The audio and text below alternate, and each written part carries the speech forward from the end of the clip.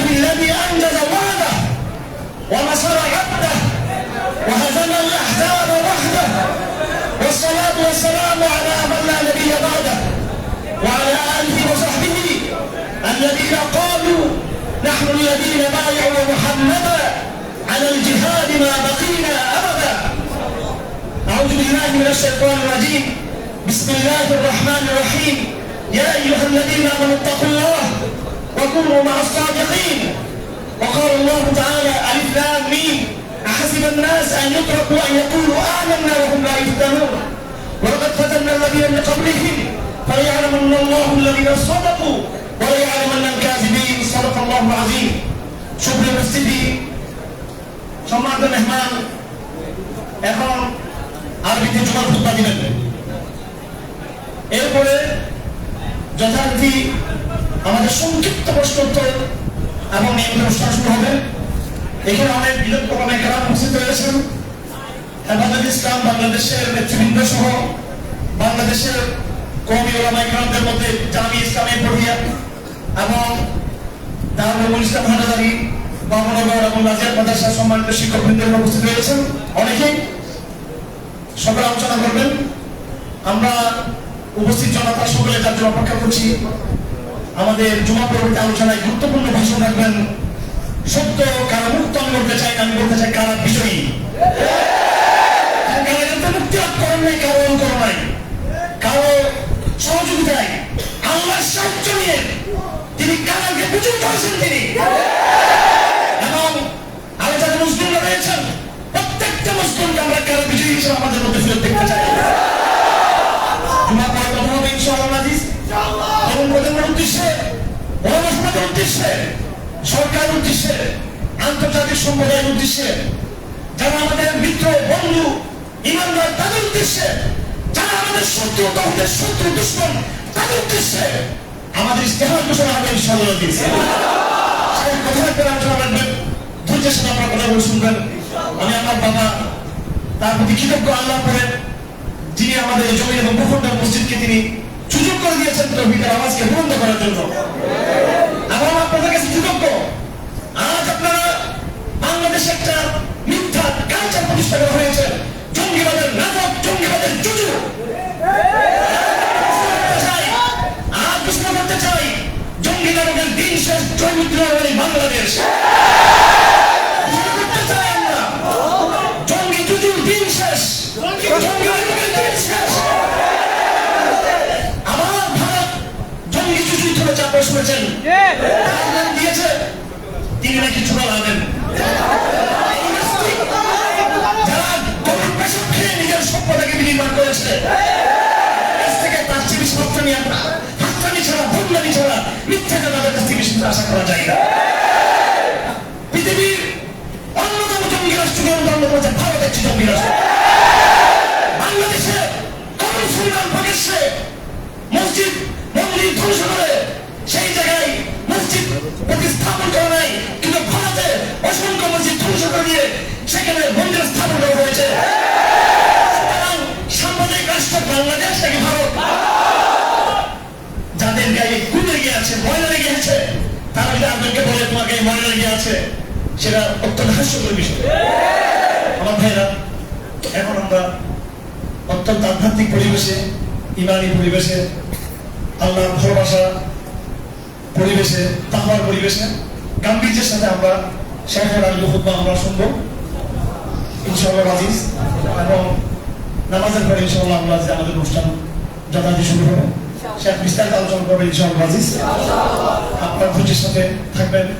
অনেক ভাইরা যারা মসজিদে সম্পূর্ণ না হওয়ার কারণে হয়তো শেখের সান্নিধ্যে পাচ্ছেন না, সবাই সেই দিন সাক্ষাৎ দিবেন ইনশাআল্লাহ আজিজ। তিনি এখন থেকে একদম লাগাতার নিবিড়ভাবে মাগরিব পর্যন্ত, এশা পর্যন্ত আপনারা 10টা মিনিট অবস্থান করবেন, সবার সাথে কথা হবে। কিন্তু আমি একটা অনুরোধ করবো, যারা আপনার মসজিদে আসেন খুতবা শুনবেন আরবিতে, আল্লাহ বলছে আপনারা অন্য ইমানদার ভাইকে অগ্রাধিকার দিয়ে আপনার পরবর্তী আলোচনা বাইরে গিয়ে যারা বাইরে ছিলেন তাদেরকে ভিতরে ঢোকার সুযোগ দেবেন। ঠিক আছে তো? আমরা আরেকজন মুসলিম ভাইকে যদি আমরা ইশারা করি, প্রাধান্য দিই, আল্লাহ তার বিনিময়ে আমাদেরকে আল্লাহ দিবেন। আবেগের নাম কিন্তু ইসলাম না। আমি শেখকে ভালোবাসলাম, আমি ভালোবাসতাম, কিন্তু আরেকজনকে খেতে দিলাম না, সেই ভালোবাসা আল্লাহ কিছু কবুল হবে না। মসজিদে যারা আছেন থাকেন, আপনারা নামাজের পরও থাকেন, নামাজ পর্যন্ত থাকেন, খুতবা পর্যন্ত থাকেন, পরে যারা বারান্দায় আছেন, মাঠে আছেন, তাদেরকে আপনার সুযোগ করে দেবেন ইনশাআল্লাহ। এবং মেহমানদারির জন্য আসলে আমরা এই বন্যার কাজে অনেক বেশি ব্যস্ত ছিলাম। আমাদের শক্তিশালী টিম, আমাদের সকল মেম্বার্স, আমাদের সকল কর্মী, প্রায় সুদক্ষ কর্মীরা, আমি নিজেও এই ফিল্ডে ছিলাম লাগাতার। এবং আমরা এমন সমস্ত জায়গায় আমরা ত্রাণ দিয়েছি যেখানে সাধারণ মানুষ বসতে পারে না। আমাদের পুরো টিম ক্লান্ত, আমি নিজেও ক্লান্ত, আর্থিকভাবেও আমরা ভালো অবস্থায় নেই যে 8-10,000 মানুষের ব্যবস্থা আমরা করবো। আমরা চালু করতে পারি, কিন্তু আমাদের প্রায়োরিটি ছিল বন্যার্থ আমরা, মুসলমানরা এবং সব সম্প্রদায়ের লোক, সাধারণ নাগরিক, আমরা এদেরকে সাহায্য করেছি। গত রাত্রে আমাদের টিম ফেরত এসেছে।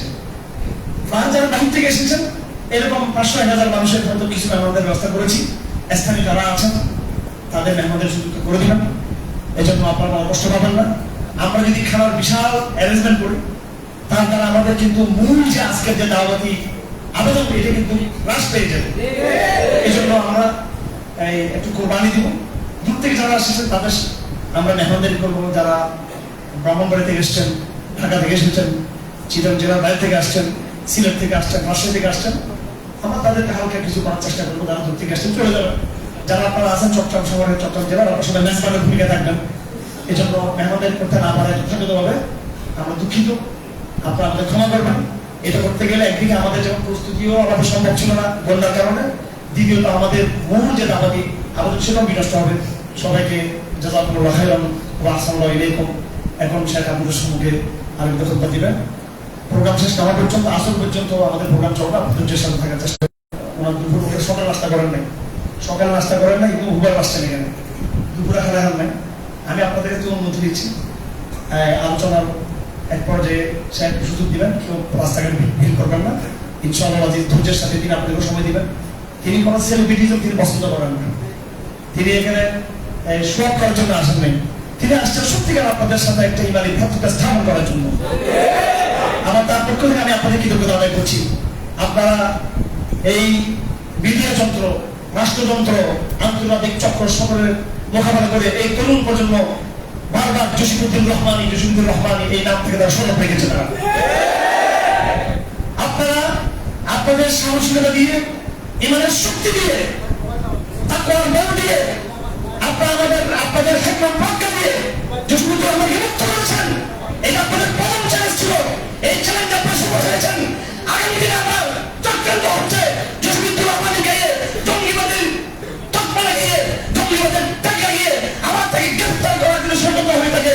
আমরা যারা ষড়যন্ত্র করবে, কোন মিডিয়া যদি বলে থাকে এখানে জঙ্গি, হাফেজার জঙ্গি, অমুক জঙ্গি, রহমান জঙ্গি, জঙ্গি রহমান জঙ্গি, কেউ যদি বলে থাকে মিথ্যাবাদ, সে সমস্ত মিডিয়া সেন্টার খাওয়াতে হবে।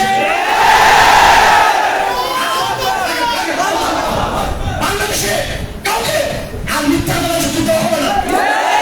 শেখ হাসিনা মিথ্যাবাদের আইকন ছিল। প্রত্যেকটা ভাষণ মিথ্যা কথা বলেছে। মিডিয়া মিথ্যাবাদ মিডিয়া ছিল, মিথ্যাবাদীরা ছিল। আগে সত্যকারী দেশ, মিথ্যাবাদী দেশ ছিল। আগামী দিনে বাংলাদেশ সত্যবাদীদের বাংলাদেশ। জঙ্গিবাদ বলে ইসলামকে প্রত্যাশা করা যাবে না। আপনারা আপনাদের রাহবরকে, তৌহিদের মসজিদকে আপনারা মুক্ত করেছেন। এই চ্যালেঞ্জ আল্লাহ আপনাদেরকে সাফল্য দিয়েছেন। আগামী দিনে তৌহিদের মসজিদকে সুরক্ষা দেওয়ার দায়িত্ব কিন্তু আপনাদের।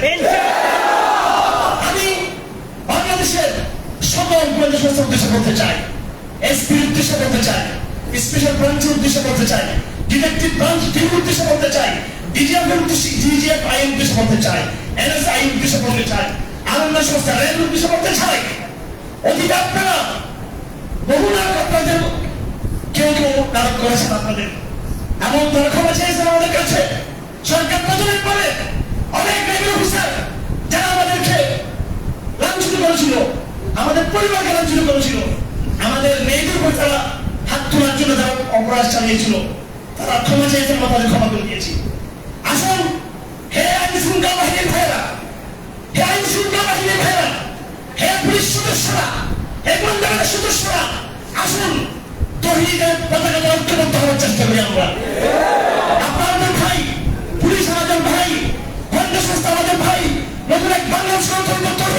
বাংলাদেশ সালাত কায়েমের বাংলাদেশ, সালাত কায়েমের বাংলাদেশ। এখানে আপনি মুসলিম হয়ে অমুকে জঙ্গি তমুকে জঙ্গি বলবেন, এইসব এগুলা আবার তওবা করবেন, ফিরে আসবেন।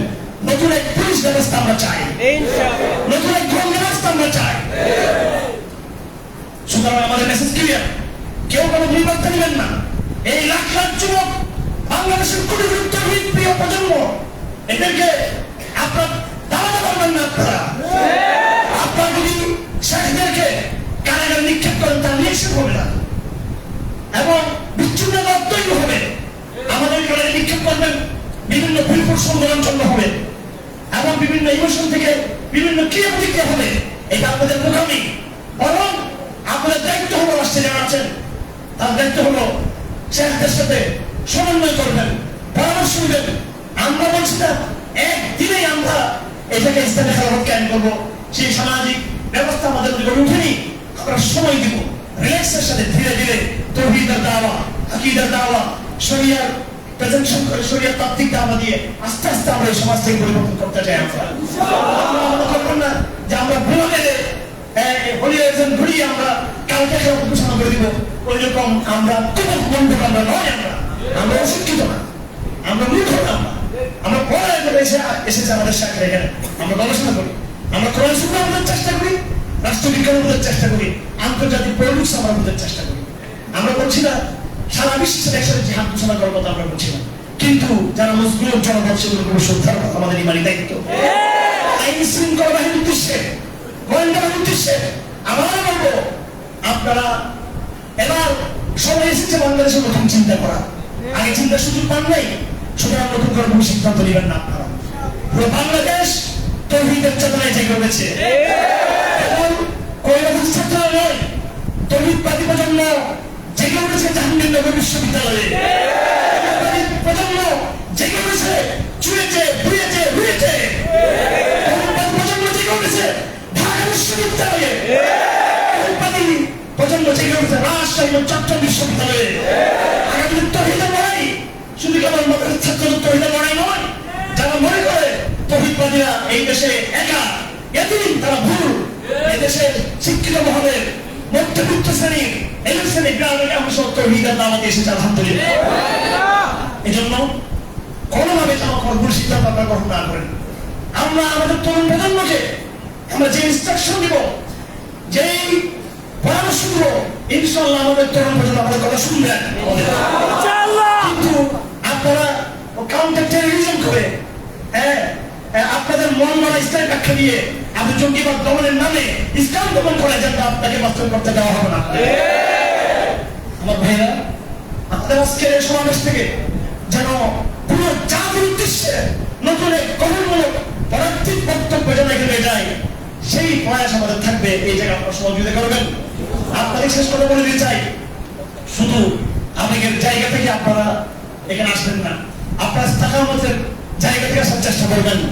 আপনারা ইসলাম প্রতিষ্ঠার সংগ্রাম শেষ না হওয়া পর্যন্ত, মানুষের ঘরে ঘরে মানুষ অধিকার প্রতিষ্ঠা হওয়া পর্যন্ত, ইনসাফকে পরিপূর্ণভাবে প্রতিষ্ঠা করা পর্যন্ত আপনাদের সংগ্রাম অব্যাহত থাকে। আপনারা যেন সকলে আমাদের কাপড় করতে থাকে আমাদের সকলে। আপনারা ডান্স একটি প্ল্যাটফর্ম আপনারা সকলে জানেন, বহুদিন ধরে আপনারা ডান্সের প্ল্যাটফর্ম আমরা তৌহিদের দাওয়াত দিয়ে আসছি। এই প্ল্যাটফর্ম আপনারা সকলে ঐক্যবদ্ধ হওয়ার চেষ্টা করবেন। আমি আমার বাবার কথা চিন্তা দাবি করেছি, সাথে সাথে আমি বাংলাদেশের আরেকজন আমাদের যিনি প্রাণপ্রিয় ব্যক্তিত্ব শেখ মুহিবুল্লাহ বাবুকে হাবিবুল্লাহ কথা বলতে চাই। আমাদের শেখ এয়ারপোর্ট থেকে নেমেই তার সাথে সাক্ষাৎ করেছেন, আমিরের সাথে কথা হয়েছে, তাদের পরামর্শে কাজ হবে ইনশাআল্লাহ। যে কোনো বিপ্লবের জন্য, সমাজ বিনির্মাণের জন্য একজন আধ্যাত্মিক বুজুর্গের দরকার আছে, কথা ঠিক কিনা? আমাদের শেখ আল্লামা জসিমউদ্দিন রহমান হাফিজুল্লাহকে শেখ বলেছেন, আপনি আমার স্পেশাল সময় নিয়ে আসবেন, আমি আপনাকে স্টাইল বানিয়ে দিব, আমি আপনাকে পরামর্শ দিব, আবার আমি আপনাকে আমার অভিভাবকত্বের যে ছায়া সেটা আমি আপনাদেরকে সম্প্রসারিত করবো। আলহামদুলিল্লাহ বাংলাদেশে আমাদের যে মুখগুলা বাবা আছে, আমাদের আধ্যাত্মিক নেতৃত্ব আছে, আর তৌহিদের পর্যায়ে আছে আমাদের। আলহামদুলিল্লাহ গ্লোবাল কনটেক্সটে, আন্তর্জাতিক অঙ্গনে আপনারা দেখতে পেয়েছেন ইসলাম প্রসেসিং জড়াই থেকে। আলহামদুলিল্লাহ 10 বছর, 15 বছর, 20 বছর আগের ইসলাম আর আন্তর্জাতিক অঙ্গনে এখনকার ইসলাম অনেক বেশ কম হয়ে গেছে।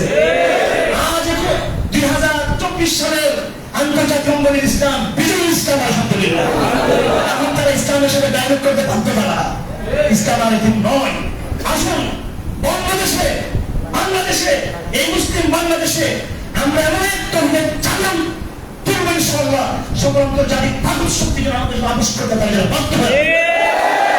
আমার একটা কথা বলে আবেগের কথা, আমি সব করতে জানি, আমি মন থেকে একটা কথা বলছি, এবং যে কথা বলেছি আমি সে কথার জন্য আমি নিজের জান দিয়ে ফেলবো ইনশাআল্লাহ।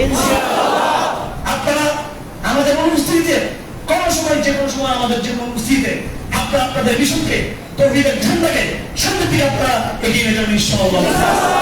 আল্লাহ সুবহানাহু ওয়া তাআলা আপনাদের মেহনতকে কবুল করুন। তৌহিদের মুয়াজ্জিন মুক্ত হয়েছে, তার প্রধানকে মৃত্যুকে সাথে বলতে হচ্ছে।